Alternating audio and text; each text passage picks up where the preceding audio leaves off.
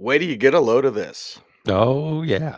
The big Mhm, reveal. Every now and then we do actually have a reveal upon the mhm. reveal. Yes. And every now and again, we got to play this. You got a team, here's a word to the wise. You want to dominate your league? Go to football, guys. Football, I'm living in a fantasy. Football, got everybody mad at me. Football, cause every game I had to win. Football, I gotta be a champion. Football, I'm living in a fantasy. It is week 9, a waiver wire show here on the Audible, footballguys.com. It is Cecil Lammey, it is Sigmund Bloom, and it is Halloween, everybody. So party on, Sideshow Bob. Bart. That's good. That's right. We have perfect partner costumes, except we're missing our partner, so we're just gonna have to make do. Exactly. And we have perfect like time. You know what I mean? Yes. I Yeah. think Wayne's World might be a little bit earlier We're or right around. anachronisms. Yeah. Yeah. I'm not sure when Sideshow Bob's debut was, what year it was, but Right. It's about nostalgia. Mhm. We are dressed up as part of our lost childhood. Yes. Party time. It's excellent. Unless we're talking about the Kirk Cousins injury, Monday injury rounds. Adam Hutchison, footballguys.com. And yeah, pour one out, whatever you're drinking. I have a choice. I have Gamer Fuel, Gatorade Zero, or coffee. We're pouring it all out for Kirk Cousins. So let's get to that waiver wire bloom. Upgrades, downgrades, and waiver wire report. It's available at footballguys.com. And Sam Howell is actually at the top at 10 to 20%. And well, Joe always says it, so let's say it with him. Yeah. Things change pretty quickly around here. Howell went from, if he has another game like this, we could see Jacoby Brissett to get him on your team now. Yeah, the best quarterback of the week, the best quarterback start of the week this week was Sam Howell, and against Philadelphia, where he had a good start before. Sometimes it's just the divisional games, familiarity is the tonic. And again, what we're seeing is, well, we did see some bounce back weeks from the second tier quarterbacks to and so on, but still, all right. If you don't have one of the top 4, Sam Howell is going to help you.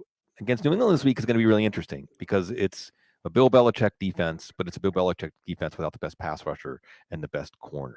So you don't want to empty your wallet for him if he was dropped, because we might be talking about him getting benched again soon. But for now, he's coming into the week 8 champion going into week 9. Yeah, going into week 9, going into the other quarterbacks that you need to pick up in a cluster bloom. So get your breath ready. Derek Carr, 3 to 5%, Daniel Jones, 3 to 5%, and then a bunch of 1%ers, including Taylor Heineke. Will Levis, maybe a little higher for Will Levis. Love the Will Levis memes, by the way. Yeah. I think there's the one. I think it's Vince McMahon, where it's like, when my kids ask me about future Hall of Fame quarterback Will Levis, and he's all choking up. He's all Right. He's verklempt, right? Right. There's Michael Myers. How many Michael Myers reference can I get? Mike Coffee Myers. talk. Oh, that would have been even better. I should have come up. It's time for coffee talk. It is time for coffee talk. It's time to talk about all these damn 1% quarterbacks, Bloom. Yeah, we could call this show Coffee Talk. This could be actually, that's like the alternate name for the Audible, Coffee Talk. Derek Carr's got the downfield passing game in effect now. I think he actually took to social media. He's got jokes. He's just heaving the ball downfield, and he put in the caption, Rashid Shaheed's down there somewhere. He's somewhere down there, and maybe could come alive. Against Chicago this week, you could do worse than starting Derek Carr. Daniel Jones is going to start, probably. Tyrod Taylor hurt and Jones cleared for contact. You know that you could get anything from a 3, 4, 5-point game to a 33, 34, 35-point game against Las Vegas this week. Might be willing to take my chances with Daniel Jones. Taylor Heineke, is he going to start? He's not going to start. Arthur Smith says, get back to me Wednesday. The best I can do. This is the best I can do. Get back to me on Wednesday. Okay, well, it's Tuesday. So we'll see if he gets the start against Minnesota this week. Will Levis, and as was pointed out, look, while magical thinking, Will Levis had this really auspicious debut, and that can make all the difference. Okay, I'm not going to say it's meaningless, but as was pointed out, I don't remember who it was, maybe Derek Klassen, I always think of him because he's just a great quarterback mind, a quarterback evaluator, saying, hey, we didn't really see the stuff we were worried about with Will Levis tested in that game, but that's okay. So, I mean, by no means is anything definitive, but he has a chance playing against the Steelers on Thursday to maybe seize this job. I suppose we're not going to talk about Kyler Murray anymore. We've talked about him enough. I suppose there's a 1%er here for Clayton Tune, maybe even a 1%er here. As there's so many things to tease apart here, right? Because all of a sudden it's Clayton Tune or Kyler Murray starting. And as was pointed out, I can't remember who pointed this out. Wait a second. You would be comfortable with Kyler Murray as a backup and not the starter. It sure seems to me like it's either Kyler Murray is going to start or Clayton Tune's going to start and Josh Dobbs is going to be the backup, or maybe Josh Dobbs is going to get traded to the Browns, who may start, and maybe we can add in 0.5% for Dorian Thompson Robinson. I suppose what we should say is the Arizona and Cleveland quarterback situations are very murky right now and may even involve players that aren't on the roster. But in the case of Dobbs, were on the roster before the season. Jaron Hall, will he start? Will it be Jameis Winston? Will it be somebody else again? Minnesota, let's add a third team. Who's going to start for them this week? I don't know. Fourth team, if we say Atlanta. Wow, it's week 9 and there are 4 teams that we cannot say who's starting at quarterback. Probably Brett Rippon is starting at quarterback for the Rams. 28 teams playing this week, 4 on bye. You might have to start Rippon. Pull the Rippon cord as your quarterback 2 super flex against the Packers. It's going to be cold. And then Mitchell Trubisky likely to start. They're leaving the door open for Kenny Pickett to start. Really? I mean, I'm not saying it's going to be that much better with Trubisky or that much worse, but let's not subject him to more punishment. That's what it has been. NFL quarterbacks, lots of punishment, lots of injuries. Real quick, Cease, since you did cover Brett Rippon for a little while, anything there? Anything at all? Is there something good? If you were advising Sean McVay, here's what Brett Rippon can do. No. I advise Sean McVay to find somebody else, like anybody else. Rippon doesn't have an arm. Incredibly smart, and the reason why I never publicly made fun of Brett Rippon is because he's going to be a head coach someday. So I'm like, I don't want an enemy from his playing days. So I was like, Brett Rippon's fine. Yeah. So Brett Rippon's fine if you don't like playing good quarterback. Yeah, and I suppose let's add a 1%er, or as you would say, he's a 0.5%er. By the way, Simon's doing some stuff behind the scenes where I actually can do 0.5%ers soon. 6 pence coming soon. 6 pence, yeah, a half a penny. Sam Darnold, depending on who you ask, Brock Purdy didn't really play that badly. Brock Purdy played not great, but he may have still been experiencing concussion symptoms. Who knows? But I do think we have to leave open, Cease. Again, it can be like Brock Purdy's the starter, Brock Purdy's the starter, Brock Purdy's the starter. We don't even need to reconfirm Brock Purdy's the starter. And then the next moment, Sam Darnold's the starter. So keep that in mind for your preemptive pickups or your deep 2-quarterback superflex league stashes. Keep this in mind. Mm-hmm. We will share the story of how Bloom got that wig at the end of the show. If that's not a tease, we always say watch to the end of the video, so help the YouTube algorithm will help us out.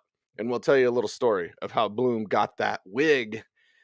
And does the carpet match the drapes? It's coming up later on in this program. Sorry, Joe. Could you stop talking about that region there, buddy? Love that guy. The mayor of football, guys. We are the clowns. Now we got to talk running backs, right? Monday injury rounds, Adam Hutchinson, footballguys.com, and we're just waiting. We're just watching for injury reports this week. There's actually no running backs on the Monday injury rounds, but you always know it can be a problem. So to fix the problem you have at running back, then you'll go to Zach Charbonnet. In fact, there's not any running backs on the Monday injury rounds, Bloom, and there's hardly any in the waiver wire. One we'll get to.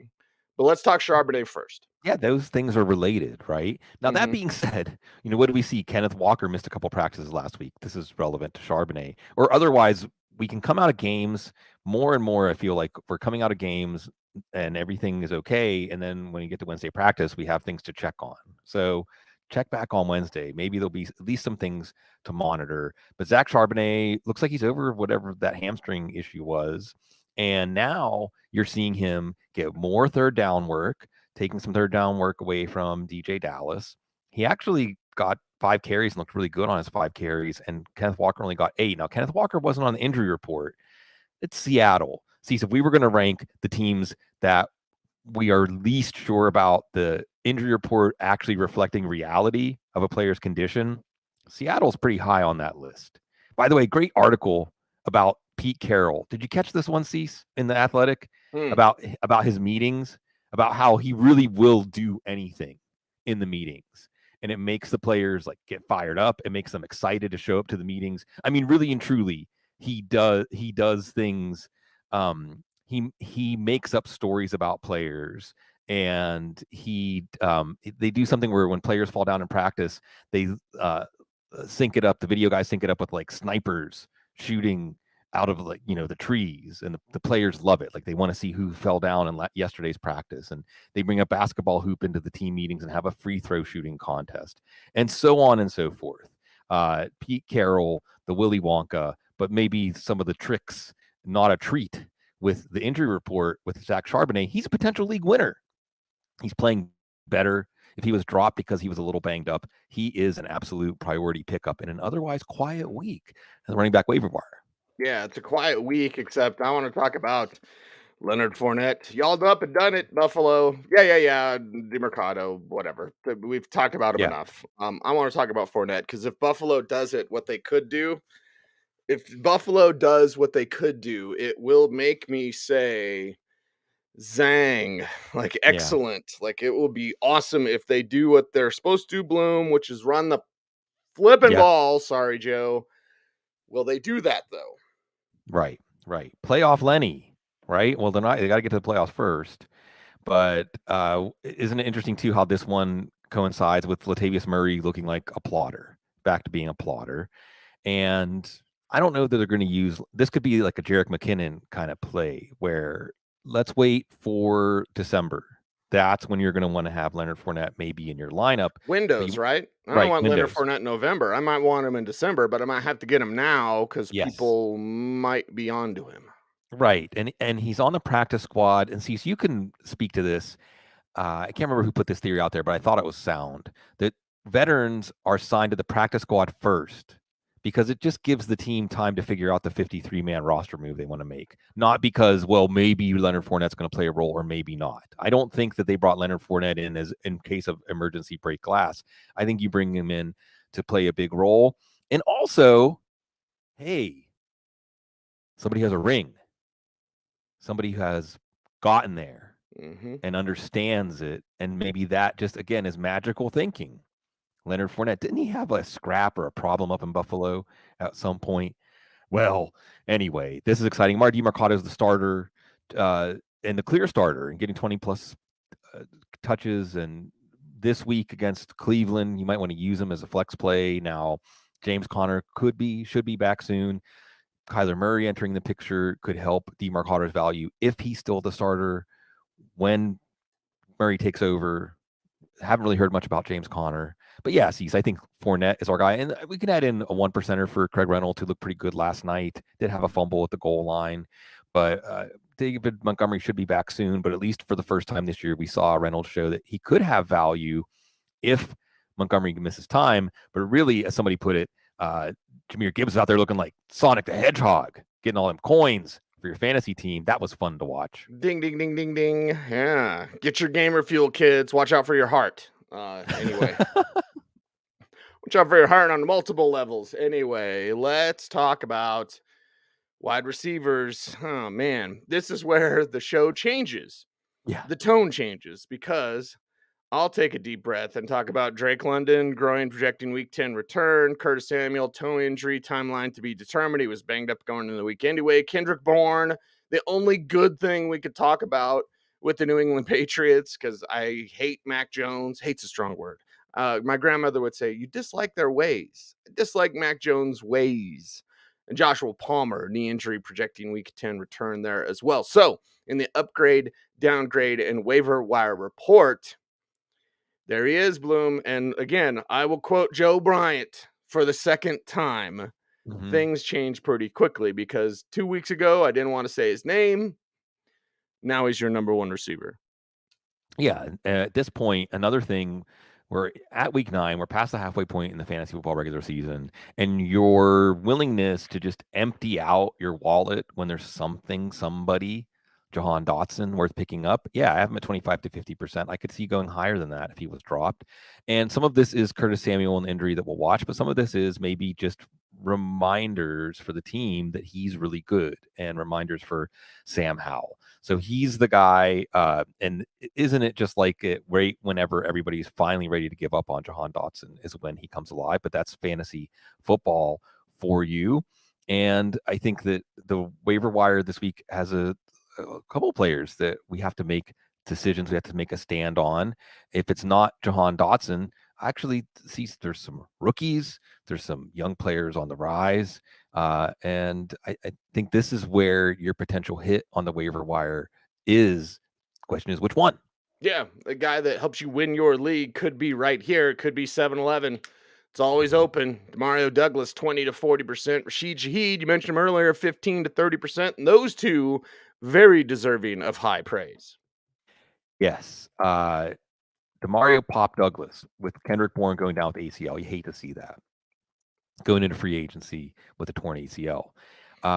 Who is there? And this is a really interesting test this week because Washington is probably the worst defense in the league.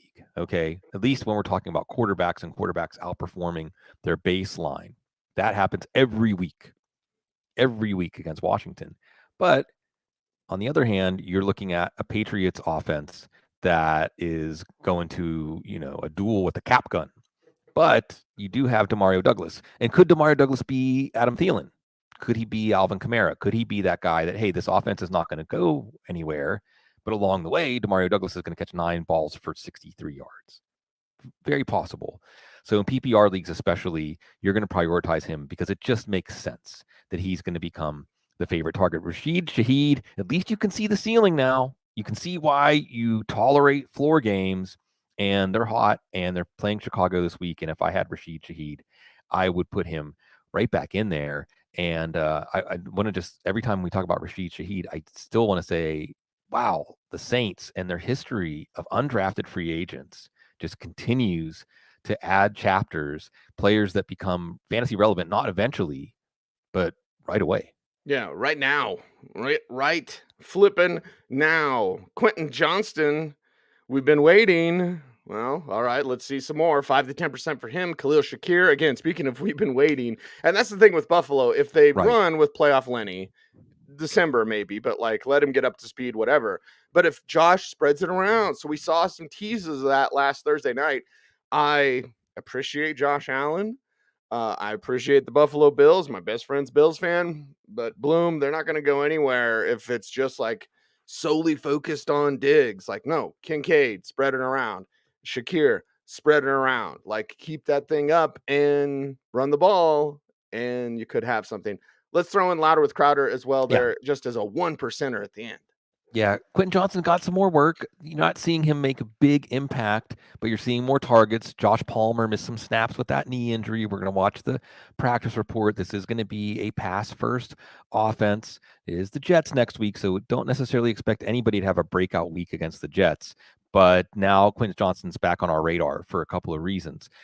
Khalil Shakir, how these things change, right? Because when it was Knox and Kincaid, the third wide receiver, well, remember, also the third wide receiver role on this team is split between Shakir, the best after the catch, Deontay Hardy, the fastest, the quickest, and Trent Sherfield, who's the best run blocker.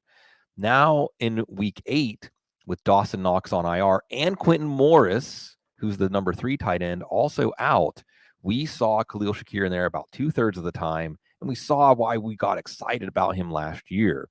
Now, Quentin Morris could play this week. Does that change their plan? And then here's the thing about the Bills. What were we already doing in this show, Cease? Bemoaning the Bills not doing what we would say is rational coaching, right?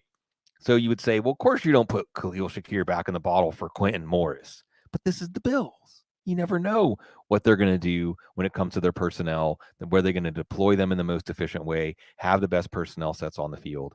So we're going to watch this. But Khalil Shakir, he can play.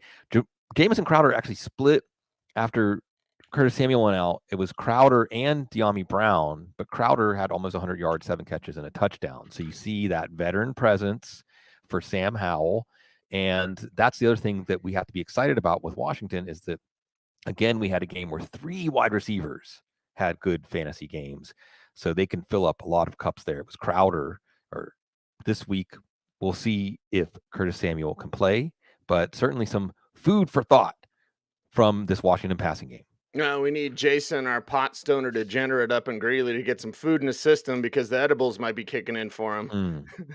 Right. It's like, Vitamin no, C. Just have some vitamin C. vitamin C, baby. It's all good. Can you take too much vitamin C? Because I probably take 2,000 milligrams a day.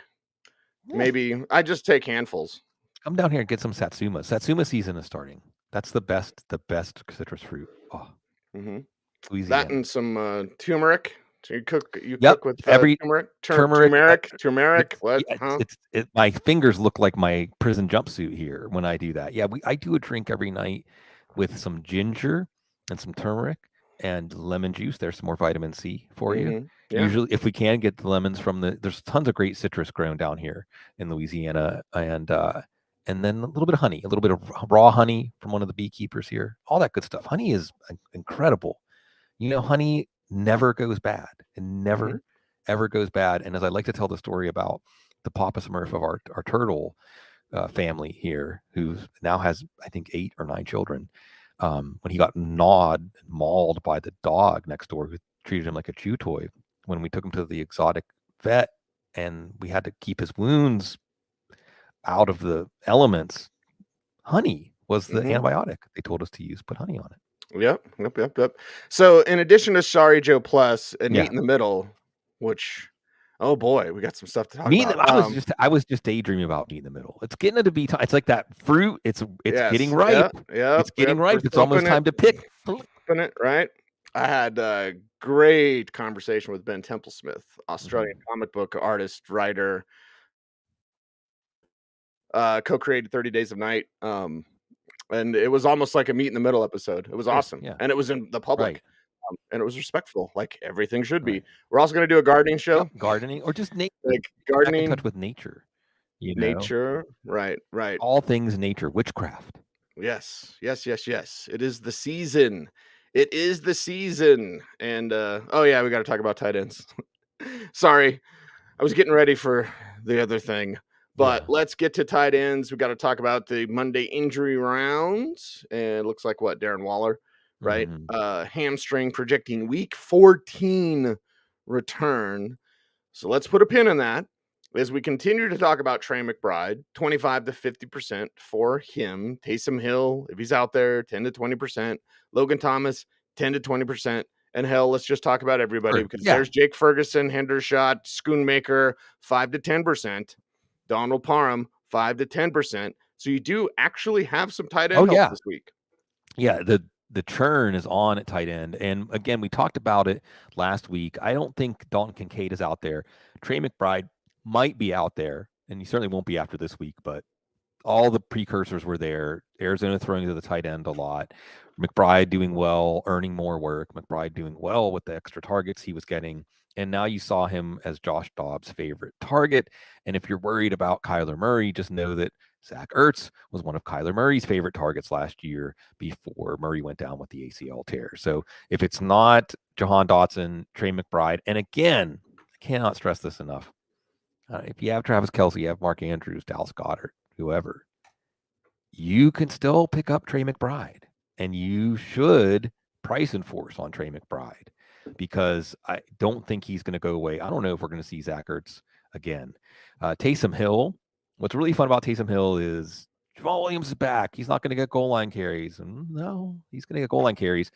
And again, from my point of view, and maybe I just root too much for Taysom Hill and Taysom Hill stories, but I just feel like when he's on the field, good things happen for this offense, and keeping him involved in the offense is going to make it harder for opposing defenses to prepare every single week. He's more of a boom bust play where Logan Thomas is more of that high floor play. You saw him with 6 catches, 44 yards, and a touchdown last week with Sam Howell.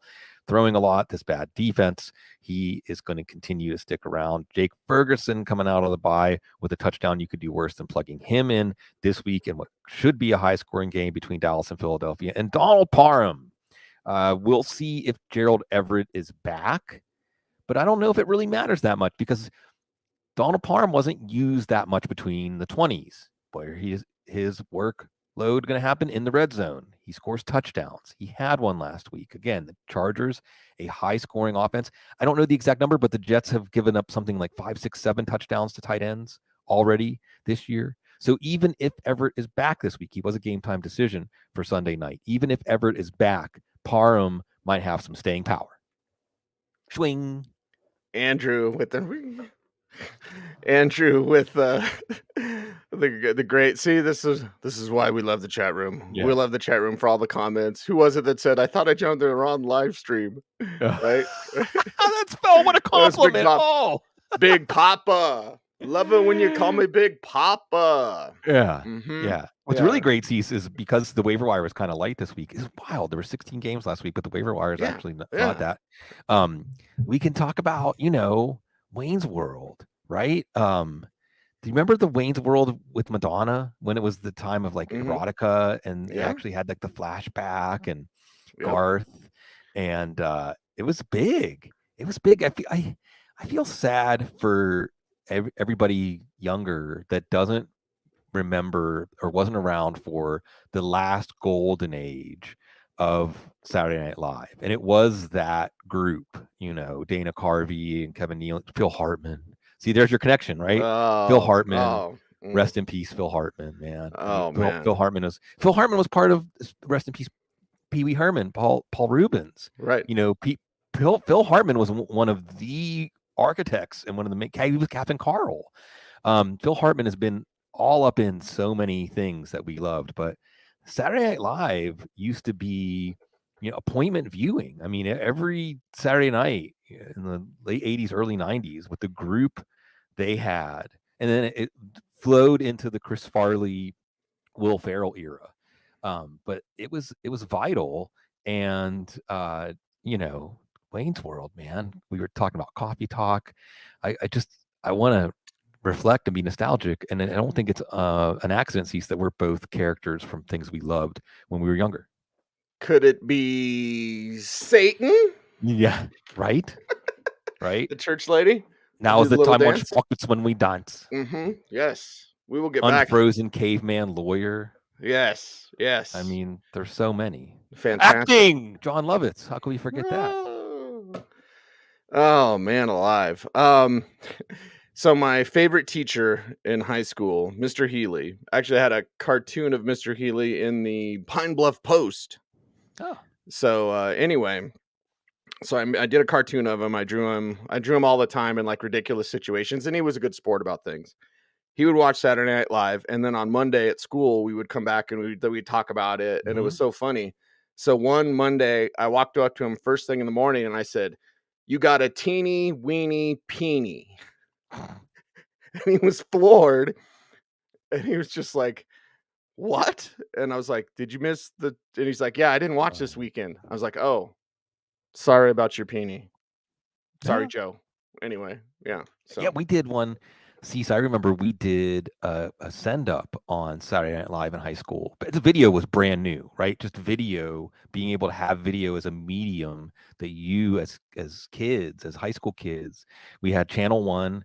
I remember my friend Gary Hamilton. What's up, Gary? I think he ended up being a street preacher in Chicago for a while. He was the video jock. We did all kinds of really cool stuff. I think it was Video Toaster was the software.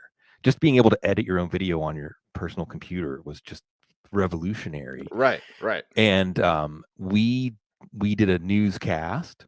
I was the sports anchor, of course. We did a newscast for Bentworth High School, but then we also did a send up of Saturday Night Live. And I remember I did Ross Perot. It was around the time of Ross Perot. I'm going to see here. Trying to eat that. That's all your profit. You're eating all your profit.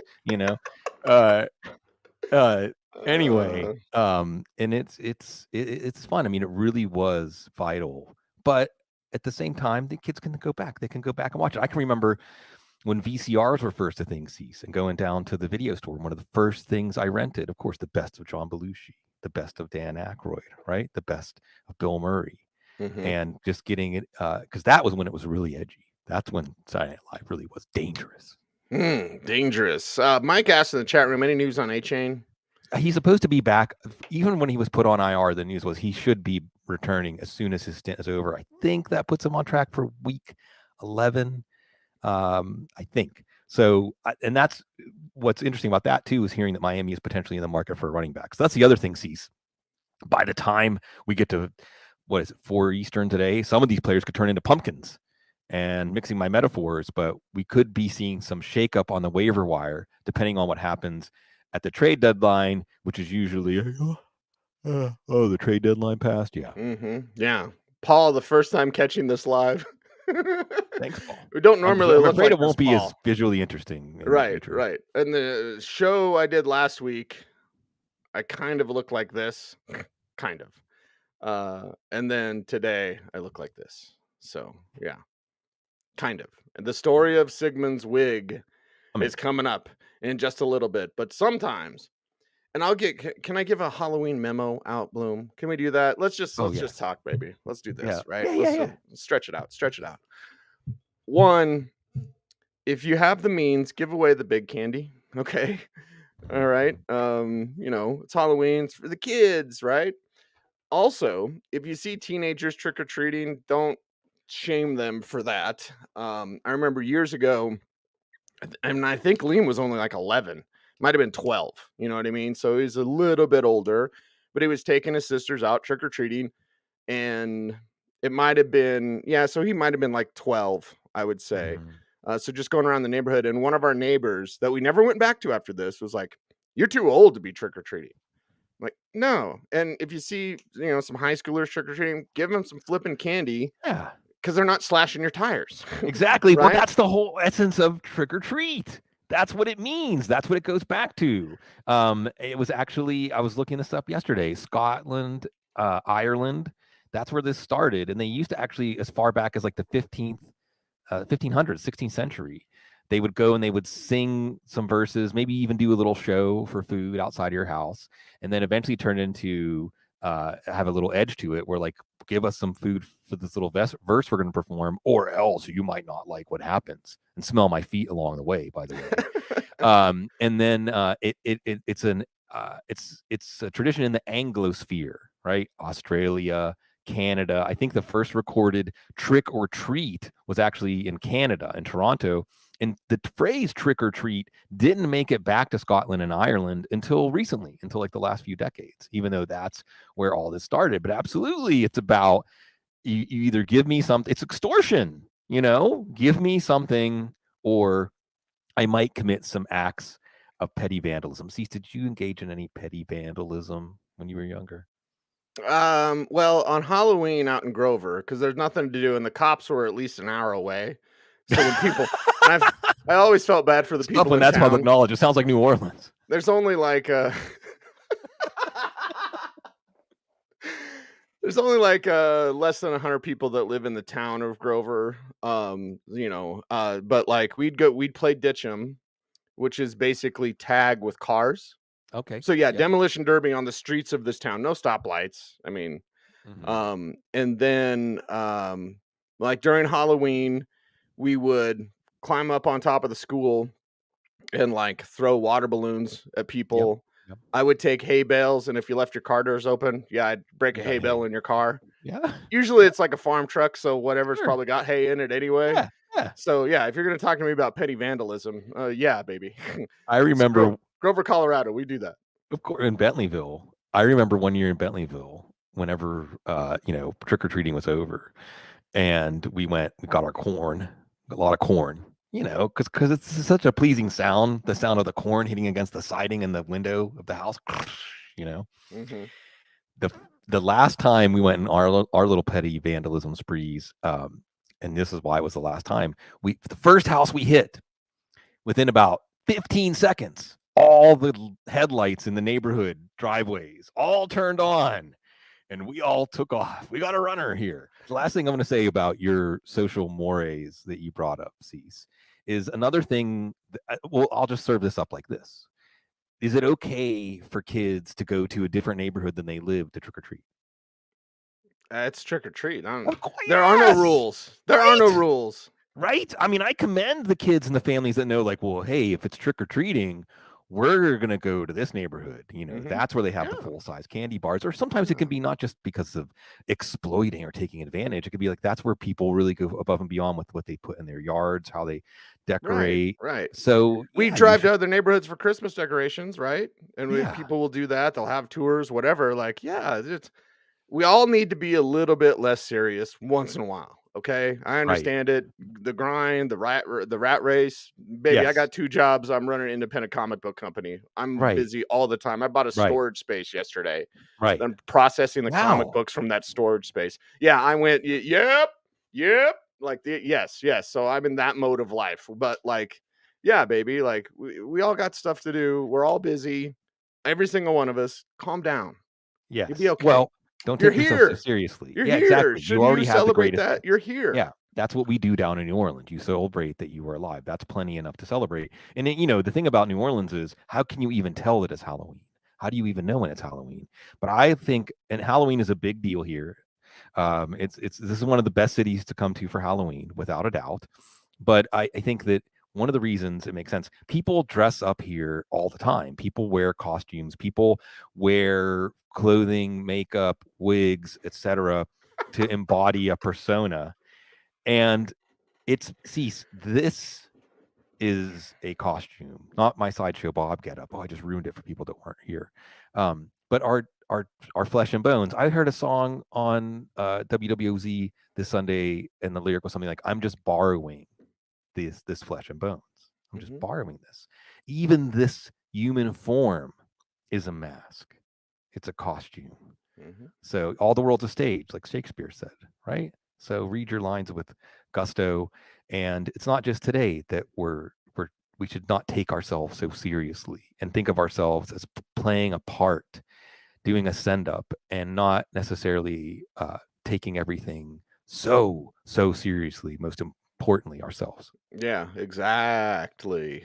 Oh man, we're going off the rails today. Yeah, That's Diego fine. brought up the stupid human costume from Donnie Darko, one of the best Halloween movies. Yes, I mean, it's in the top 5 Halloween movies. Absolutely. Yeah. We talked about Donnie Darko on the couch with Alfredo. Time travel, where then it brings in a comic book character too. You save the world by, fixing it by letting the airplane engine fall on you.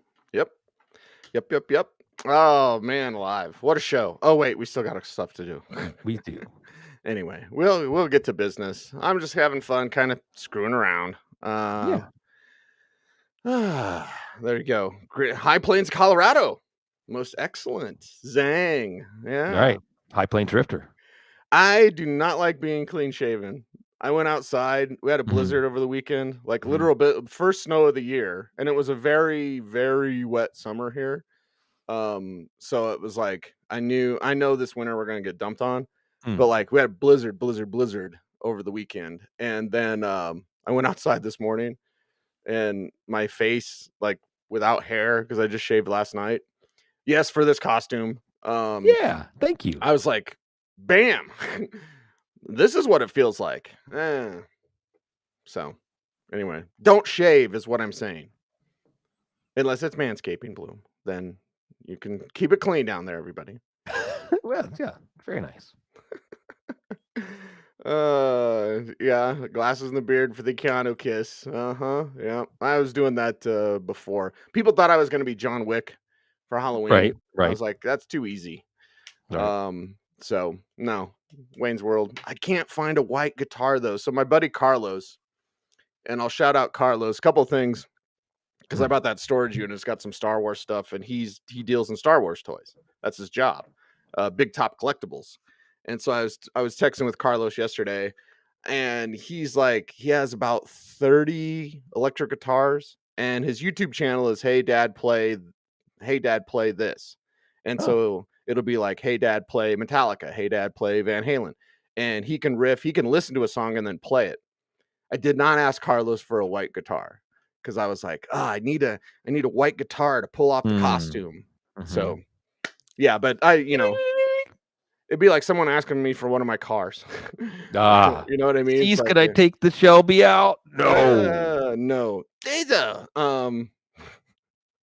Although if you need to borrow a car, it's always good, baby. Always good. Hey, let's do this. Yeah, that is it is shocking. It is shocking. And I like it better when I kind of look like Keanu Reeves. I'm not gonna say I look like Keanu Reeves. He's a beautiful man. But like, yeah, I shaved and I was like, wow, this looks better than I thought. All right, let's get the 2 segments done and then the story behind Sigmund's wig. Yes, coming soon. You do not want to miss it. But you want to perhaps, and sorry, Joe, for putting that on the screen. Joe should let us cuss on Halloween, right? One show. Hey, buddy, you get 1 show a year. Like, please, flipping, please. It'd be awesome. Get it all out in one show. The problem would be the next show. How would we put our brains back in the PG column? Put it back in the mode. Hey, YouTube demonetized and deplatformed our channel, buddy. So anyway, we want to shut down the YouTube overlords. Sorry for saying that, YouTube. I really love you. Anyway, let's all do this together. You know what time it is. We're having fun today, screwing around a little bit. It's okay. You want to drop the hammer on some of your fantasy players, then it is time for audience participation. Where everyone, I don't care where you're at, I don't care if you're in a Zoom meeting. If you're in a Zoom meeting, it's easy. Just mute your mic and say this with me. If you're in a real meeting, say, I got to do this. I got to do this. It's a must. To scream it to the heavens. When you say it with us, say, cue the Chuck D. Boom. Week 9. Shut them down. Yeah. Ooh. This is maybe the meteor side of the show. Of course, Kirk Cousins were shut down. Trod Taylor, Kenny Pickett. I mean, in 1 quarterback leagues, you probably weren't carrying him anyway. Matthew Stafford, waiting to hear UCL injury in his thumb. He wasn't exactly doing it for fantasy football anyway. In 1 quarterback leagues, I think we move on. Desmond Ridder, even if he's going to start, he may not finish. Moving on from him. Jordan Mason is back to being the number 3. We may revisit Jordan Mason. I have a low tolerance for holding on to Miles Sanders. He's not even the clear backup. He's a co-backup. Rashawn Johnson, 3-headed backfield with Khalil Herbert returning.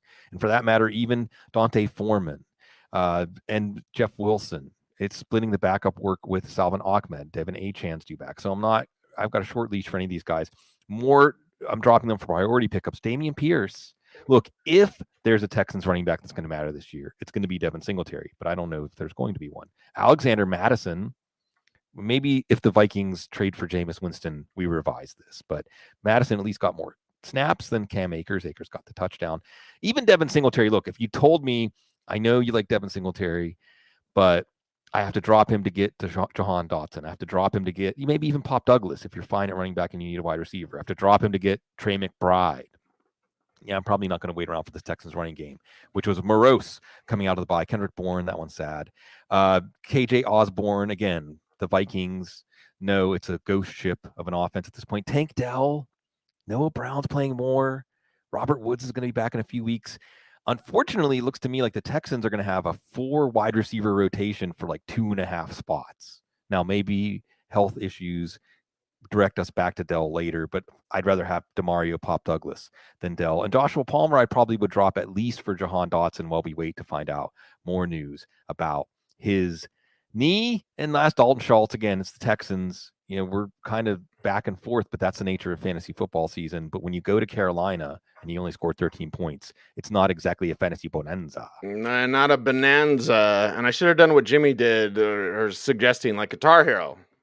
I'd get Guitar Hero on Xbox. Yeah. I'd have to look in the garage. Anyway.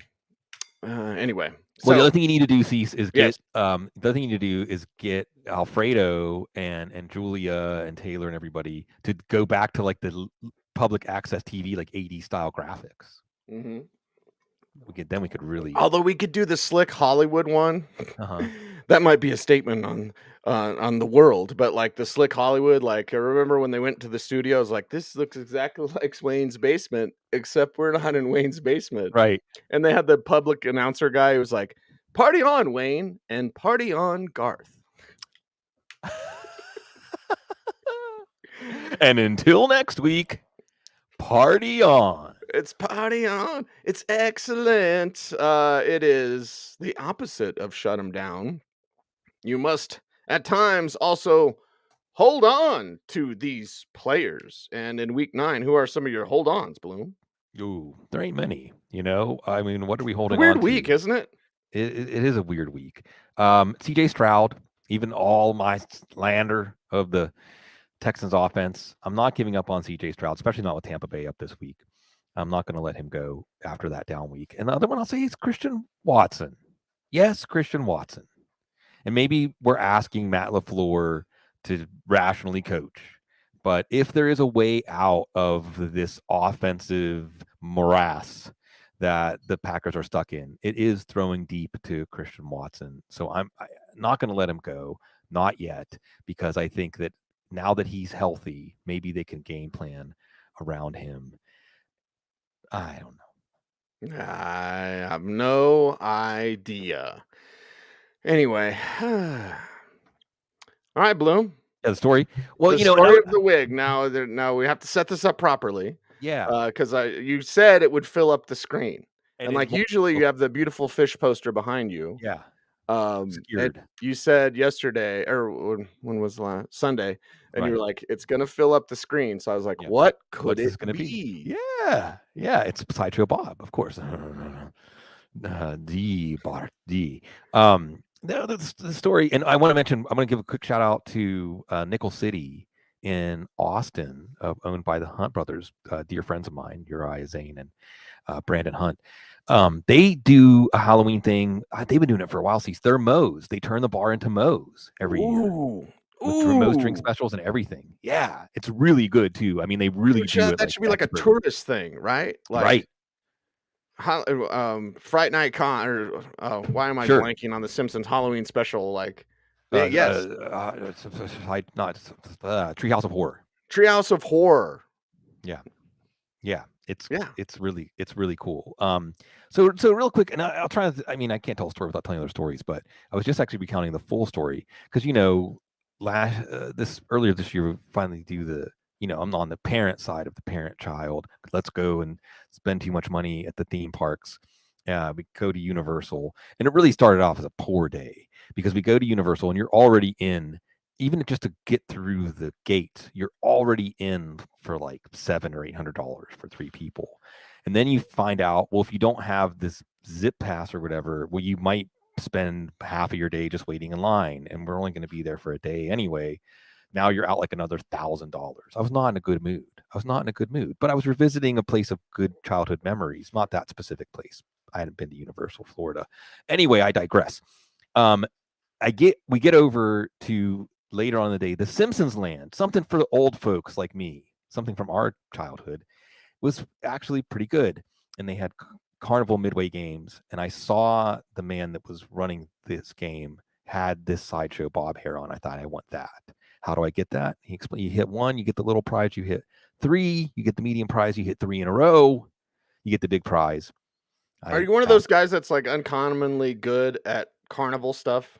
Well, this one was easy, so I'm going to let everyone know if they're still giving away the Sideshow Bob wig. It was the easiest one actually. I just had to get a straight throw, and then I moved over just a little bit to get the next one. That's all I did. You just do the exact same throw. It's actually just baseball talk alerts. He's the pitcher, the rookie who started for the D-backs last night. I almost sorry Joe that because I actually don't call them D-backs because I think it's funny.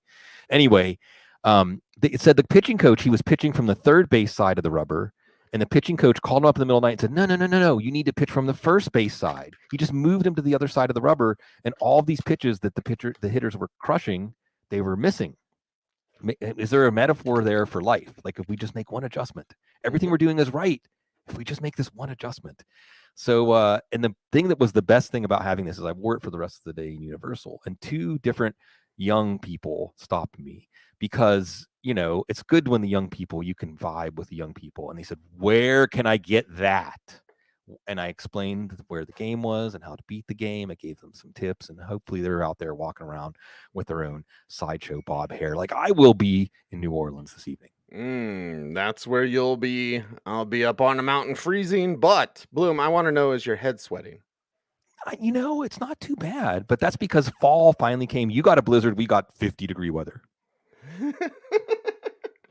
It was a cold snap in New Orleans. It was 50. Yeah, the autumn wind. The autumn wind's a raider. You know what's great about Colorado? I mean, everything. But Everything. you know what else is great? And I hate to say this because I usually try to tell people like, no, it snows all the time here. Yeah, there it is. There it is. Yeah. Yeah, baby. Yeah. Baby, we got it. We got it. We're good. We're good. Is that a wrap? Are we done? Is that Yeah. good? Yeah. All right. All right. I mean, if anything crazy goes down at the trade deadline, maybe we'll have to do a mini show or revisit something tomorrow morning. But nothing's going to go down at the trade deadline because it's the NFL. It's the NFL, and the Broncos beat the Chiefs, so they're not going to trade anybody. Right. Maybe. That's like the 70-degree day, you know? They've been through the blizzard. They had their Mhm. 70-degree day. Right. I'm going to go paint in my beard now. Just get a Sharpie. Right. Anyway, he's Sigmund Bloom. He's amazing. You follow him at Sigmund Bloom. I'm at Cecil Lammey. The show is at The Audible. We appreciate each and every one of you. Before you're out of here, do the YouTube things. Like, comment, share, subscribe. Hit the notification bell so that you never miss a vid. And we appreciate you all. Be safe. Be kind. Know that you're appreciated. Watch the Y-Files. Stay tuned. And would you always, please, stay frosty.